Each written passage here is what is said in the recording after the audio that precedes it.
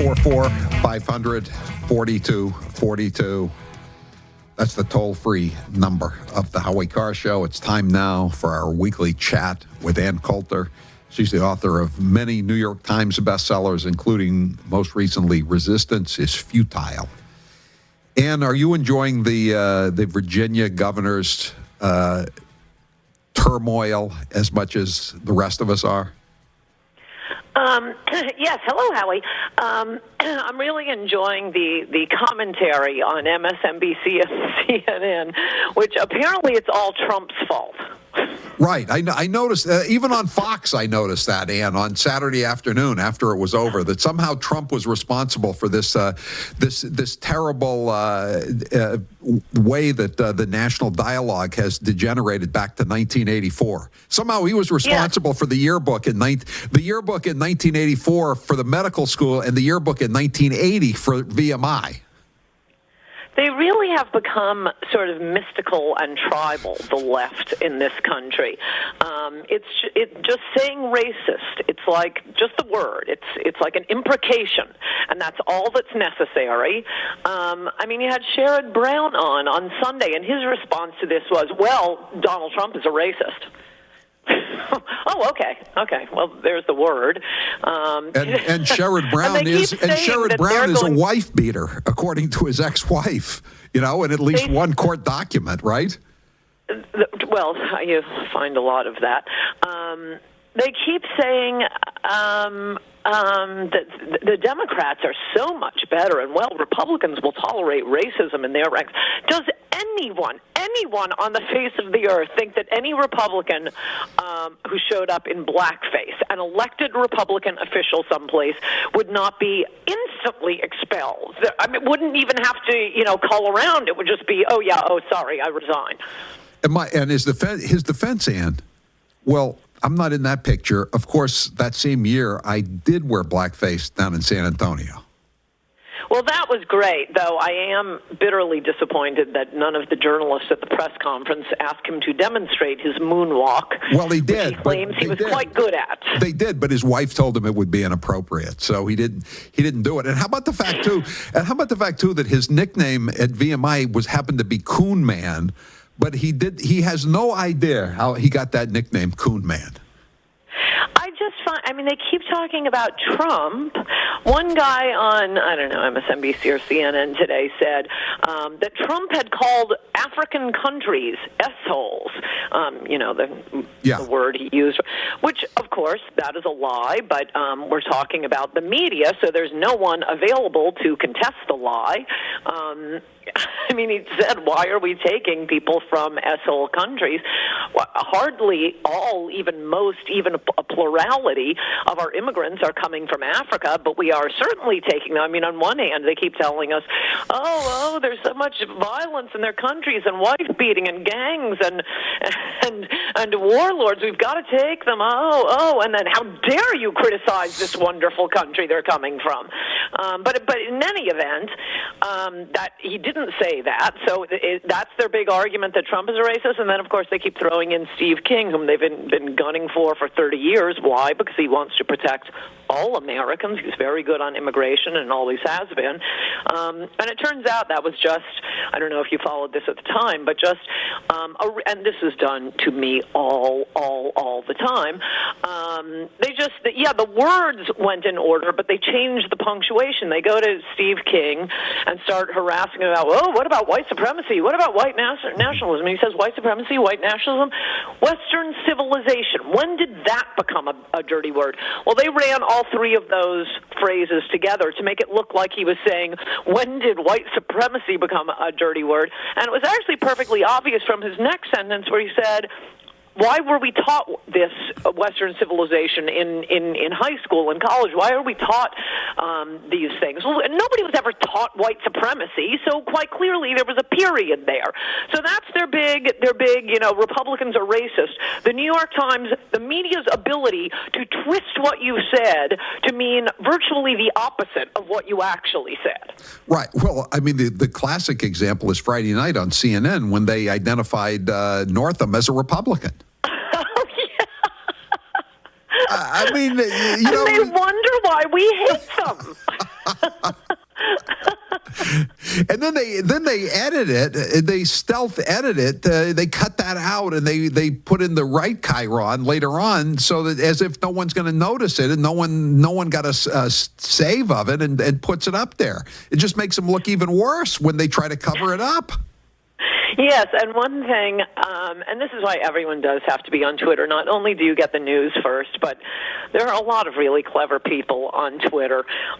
And one of my favorite, I don't think it's called a meme, but trends on Twitter right now is people making fun of this phraseology, this constant phraseology from the media.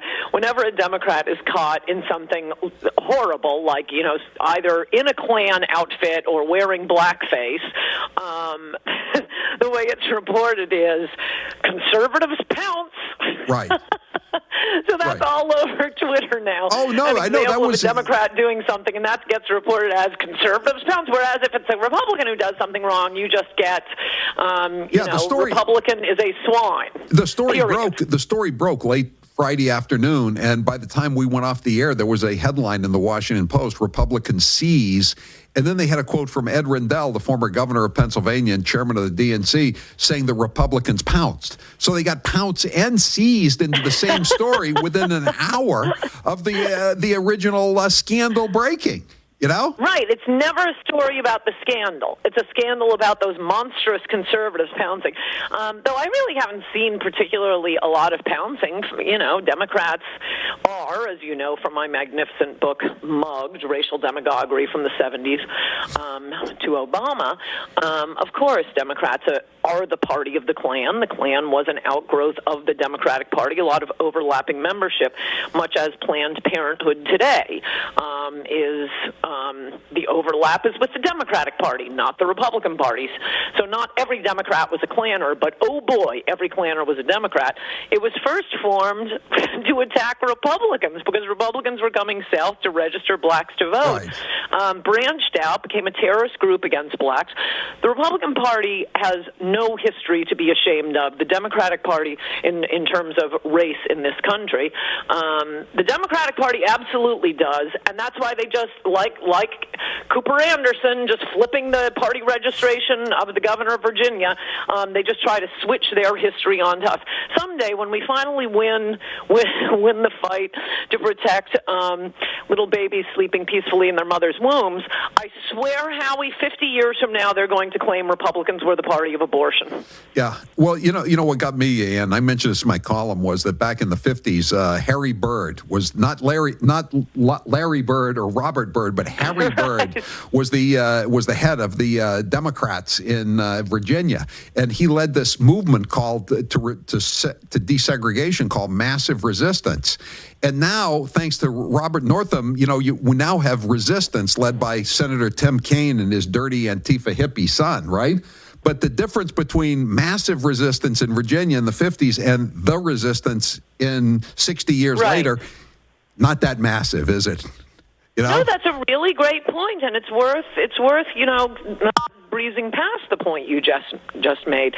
The Democratic Party is the party of the mob. They are that's why they can't allow sane people on their networks. They just want to gin people up with repetition, and these are the words and the names that you're supposed to hate, and these are the words and the names you're supposed to love. It's always rushing down to the barricades.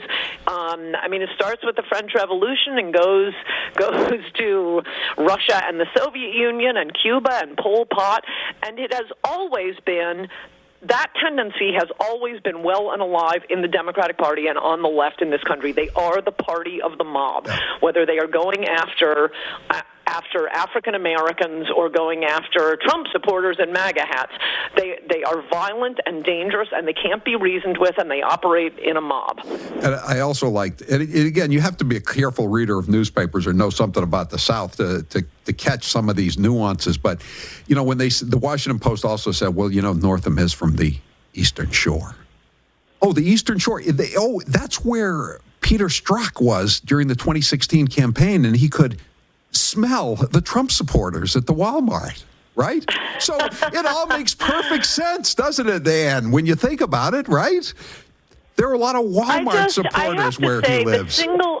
The single most shocking thing about this story, and I hope all of your listeners and you had the first reaction on hearing this story, because if you remember, Governor Northam ran against Ed Gillespie in a very closely contested election, and what was their big issue? Gillespie, racist, racist, racist. That was the big issue. The Republican, who has never appeared in blackface, in a Klan outfit, so on and so forth. He was a racist, and you find out that the guy who wins, the Democrat, barely wins this election, and now we find out there's a medical school yearbook photo of him. Allegedly, he says not, but he did apologize for it. Who knows? It's on his page, the Klan guy and the blackface guy. How spectacularly incompetent is the Republican Party? I know. I see. That's our poll question today, Ann, and my feeling is, and this was a story in the American Thinker today, that the guy thinks Ed Gillespie actually knew about this, but being a cohort of Karl Rove and the GOP crowd, that he actually was afraid to use this. I mean, this is like true, politics. Everyone involved, actually, just with or without, I don't care if they had it and didn't use it or were too incompetent to find it. Isn't looking at yearbooks the first thing you do when you're running a campaign?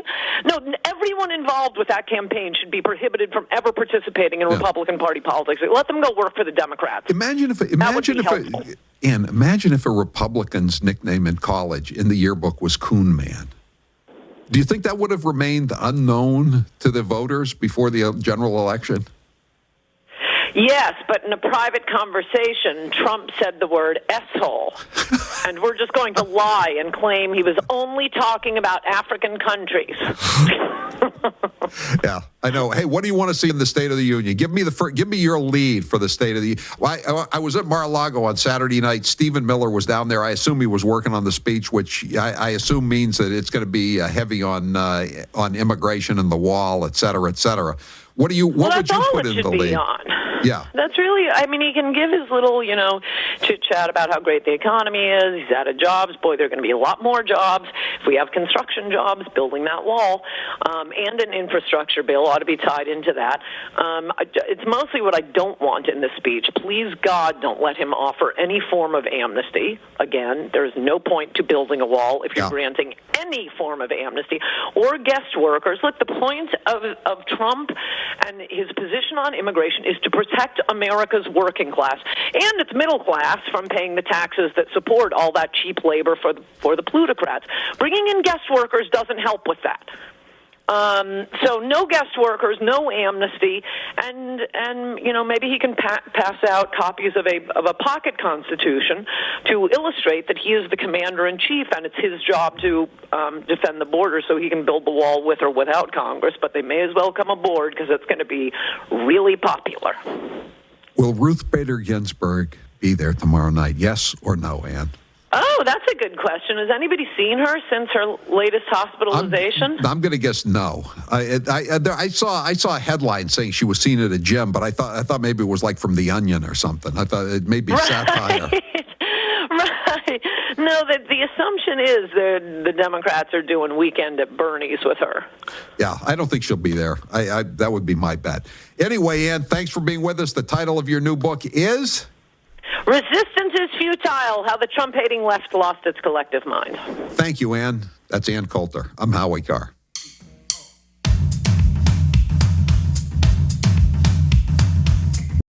Thanks for watching. If you'd like to see more live breaking news coverage, exclusive interviews, and videos from Newsmax TV, click subscribe on our YouTube channel, and don't forget to download the free Newsmax TV app for alerts. Newsmax TV, it's real news for real people.